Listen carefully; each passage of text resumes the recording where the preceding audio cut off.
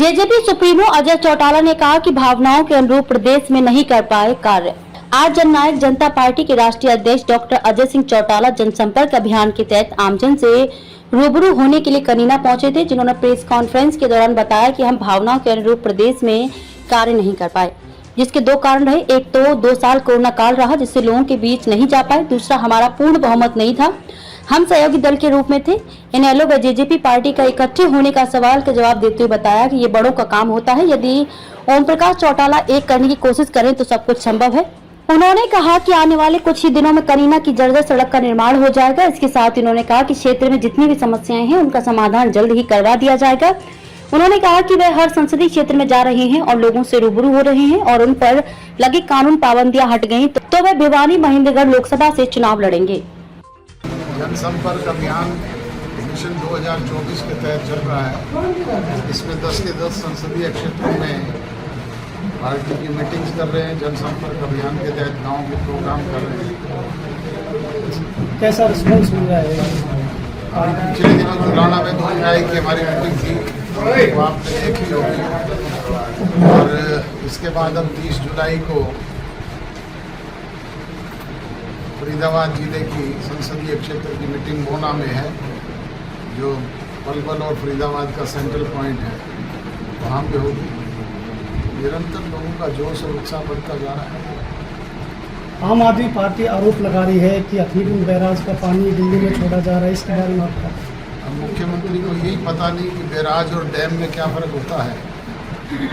ये तो नासमझी की बात कर रहे हैं। उधर पंजाब का चीफ मिनिस्टर भगवंत मान भी कह रहा है कि हरियाणा के लोगों ने हमें डुबो दिया। पता नहीं किस तरह की बात कर रहे हैं। पानी हमारे हिस्से का तो दे नहीं रहे, डुबोने की बात हमारे को कह रहे हैं। आपके भिवानी महेंद्रगढ़ लोकसभा क्षेत्र से चुनाव लड़ने की चर्चा है। अभी तो मेरे पे कानूनी पाबंदी है, अगर वो हट जाएगी तो जरूर लड़ूंगा।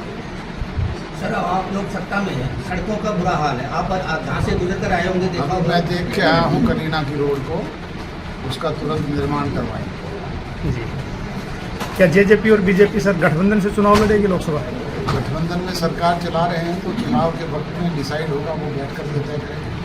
सर, हरियाणा की बेटी जो पहलवान थी, उनका मुद्दा काफ़ी मसला था और अब तो चार्जशीट भी दाखिल हो गई, अभी तक गिरफ्तारी पे नहीं हो रही, तो जेजेपी का क्या स्टैंड है इसको? गिरफ्तारी करना एजेंसीज का काम है।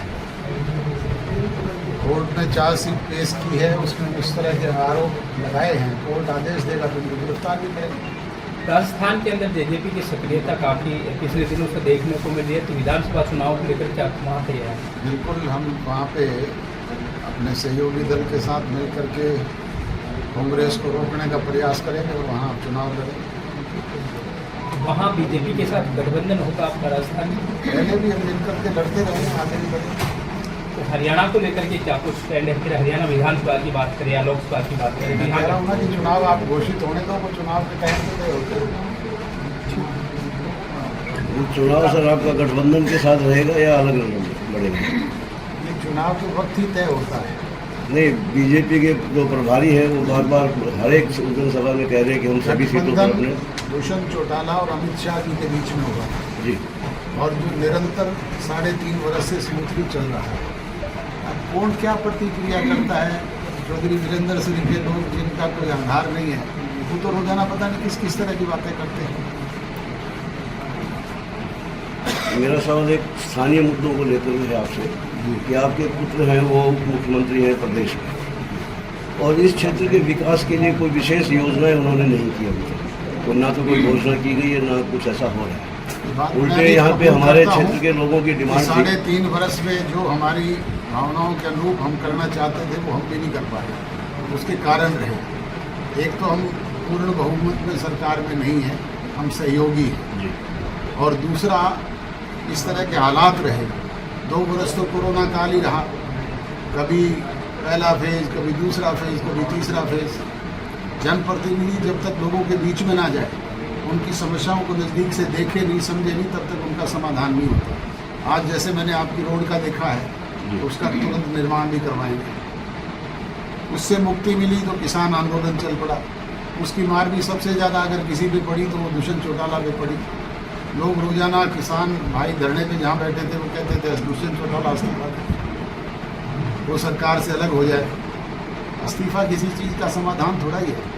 इस्तीफा तो केंद्र की सरकार से हरसिमरत कौर बादल ने भी दिया था, मेरे भाई दुष्यंत अभय सिंह चौटाला ने भी विधायकी से दिया था। कुछ हासिल हुआ क्या? हासिल तो राज से होता है, बातचीत के जरिए समाधान निकाल जाते हैं। आज अगर हम राज में हैं तो कोई ना कोई समस्या का समाधान लोगों का करते ही हैं। क्या कोई ऐसी संभावना है कि आप और आपके भाई इकट्ठे होंगे? ये बड़ों का काम है, उन्होंने फैसला करना है। मैं अनेक बार कह चुका हूँ कि चौटाला साहब पहल करेंगे तो इसमें भी रास्ता निकल सकता है। सर एक मेरा सवाल है, मैं किसान हूँ, इसमें पत्रकार हूँ नहीं। जैसे हमने बीमा करवाया था तो सरकार ने मुआवजा